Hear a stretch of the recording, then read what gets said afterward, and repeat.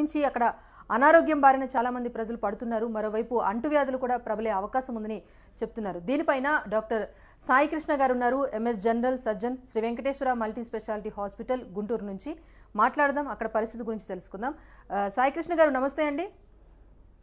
నమస్తే అండి.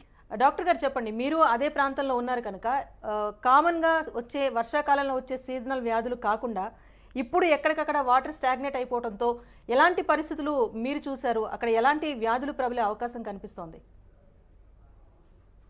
ఇక్కడ మెయిన్ జ్వరాలండి, విష జ్వరాలు like dengue, diarrhoea, gastroenteritis, diarrhoea, వాంతులు, విరోచనాలు, నెక్స్ట్ చర్మ వ్యాధులకు సంబంధించి వాటర్ స్టాగ్నెంట్ వల్ల డెర్మటైటిస్, ఎగ్జిమా లాంటివి ఎక్కువగా ఉన్నాయి.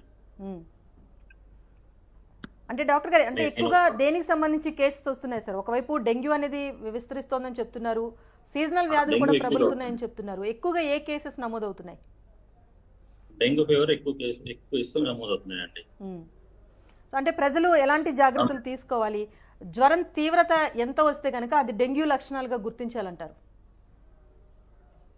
డెంగ్యూ ఎక్కువ 101 ఫీవర్ ఎక్కువగా ఉండి కంటిన్యూస్ గా ఉండి,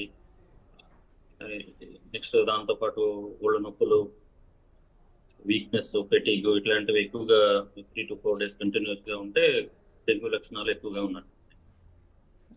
అంటే డాక్టర్ గారు, ఒకటి వరద తగ్గుముఖం పట్టినప్పటికీ కూడా వాటర్ స్టాగ్నేట్ అయ్యిందని చెప్తున్నారు. అట్ ద సేమ్ టైం వృద్ధులు, చిన్నపిల్లలు కూడా ఎక్కువగా ఇబ్బంది పడ్డ పరిస్థితులు అక్కడ కనిపిస్తున్నాయని చెప్తున్నారు. వారి విషయంలో ఎలాంటి జాగ్రత్తలు తీసుకోవాలంటారు?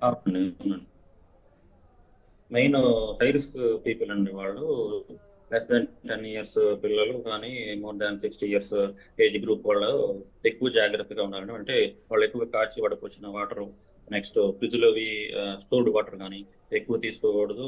మస్కిటో నెట్స్ ఎక్కువ వాడాలి. వాళ్ళకి ఫీవర్ రాగానే మనం ఎక్కువ నార్మల్ అడల్ట్స్ కన్నా వీళ్ళకి ఎక్కువ రెస్పాన్సిబిలిటీగా ముందుగానే ఎక్కువ ఫీవర్ వస్తే పారాసిటమాల్ అలాంటివి చూసుకొని ముందుగానే వేసుకోవాలి.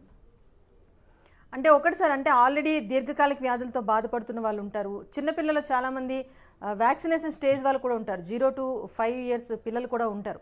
వీళ్ళు వరద ప్రాంతాల్లో ఉంటే వాళ్ళకి నార్మల్ డేస్లోనే ప్రత్యేక జాగ్రత్తలు అనేది చాలా అవసరం. సో ఇప్పుడున్న సిచ్యువేషన్లో ఇంకాస్త జాగ్రత్తలు తీసుకోవాల్సిన అవసరం ఉంది. వీరికి సంబంధించి ఏమైనా చర్యలు తీసుకుంటున్నారా అటు గవర్నమెంట్ తరపు నుంచి?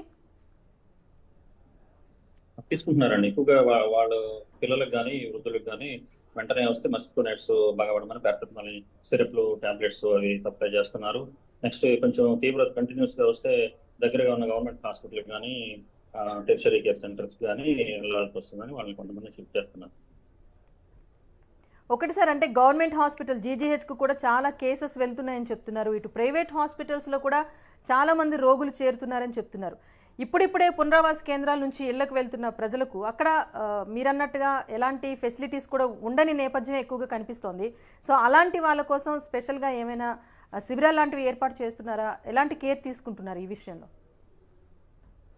శిబిరాలు ఆల్రెడీ ఏర్పాటు చేస్తున్నారండి. మెయిన్ వాటర్ అండి, వాటర్ ద్వారా ఎక్కువగా ఈ డిసీజ్ వచ్చే ఛాన్సెస్ ఎక్కువ ఉన్నాయి. వాటర్ ఏదర్ కాచి వడపోసిన వాటర్ కానీ లేదా మినరల్ వాటర్ కానీ సప్లై చేస్తున్నాం. ఎస్ డాక్టర్ గారు, ఇంకొకటి, అంటే నార్మల్గా చాలా మందికి కోల్డ్, కాఫ్ లాంటి చిన్న చిన్న అనారోగ్య సమస్యలు కూడా వస్తూ ఉంటాయి. చాలా మంది ఏంటంటే ఇళ్లలో యాంటీబయాటిక్స్ లాంటివి ఉంచుకుంటారు, వాటితో తగ్గిపోతుంది అనుకుంటారు. కానీ ఇప్పుడు పరిస్థితి వేరు, వాటర్ స్టాగ్నేట్ అయింది, దోమలు కూడా విపరీతంగా పెరిగిపోతున్నాయి. భవిష్యత్తు చూస్తుంటే కాస్త భయం పడే పరిస్థితులే కనిపిస్తున్నాయి. సో అలాంటి చోట నివసిస్తున్న ప్రజల కోసం అనారోగ్యం బారిన పడకుండా ఉండాలంటే ఎలాంటి సూచనలు చేస్తారు మీరు? Main water burn, food burn diseases అండి ఇప్పుడు వచ్చేది. వాటర్ అనేవి ఏదర్ బయట నుంచి వచ్చే వాటర్ ఎక్కువ ఒకవేళ తీసుకున్నా కానీ దాన్ని బాగా కాచి వడపోసి తీసుకోవడం, లేదా మినరల్ వాటర్ తాగడం. ఫుడ్ బర్న్ అంటే ఏదర్ స్టోర్డ్ ఫుడ్ తీసుకోకుండా ఉండడం. ఆ రెండు జాగ్రత్తలు. ఈ వాటర్ వల్ల ఇక ఎయిర్ బార్న్ డిసీజెస్, ఈ ఎగ్జిమా, డెర్మటైటిస్ వీటికి కొంచెం దూరంగా ఉంటే సరిపోతుంది. ఇంకొకటి సార్, అంటే వాటర్లో ఎక్కువసేపు గడపడం వల్ల కూడా సమ్ ఇన్ఫెక్షన్స్ వస్తున్నాయని కూడా కంప్లైంట్స్ అయితే ప్రజల నుంచి భారీగా వస్తున్నాయి. సో అంటే గతంలో చూడని వ్యాధులను కూడా మేము చూడాల్సి వస్తుంది అని చెప్పి వాళ్ళు చెప్తున్నారు. సో అక్కడికి వెళ్ళిన డాక్టర్స్తో కొంతమందితో మేము మాట్లాడినప్పుడు కూడా వాళ్ళు చెప్పింది అదే, కొత్త రకమైన ఇన్ఫెక్షన్స్, ఈ ఫంగస్ లాంటివి కూడా వస్తున్నాయి, చిన్న చిన్న యానిమల్స్ ద్వారా కూడా నష్టం వస్తుందని చెప్తున్నారు. వీటన్నిటి నుంచి ఎలా ప్రివెన్షన్ ఎలా? స్టోరేజ్ ఆఫ్ వాటర్ తీసే ఈ ర్యాట్స్ కానీ వీటి ద్వారా కానీ కొన్ని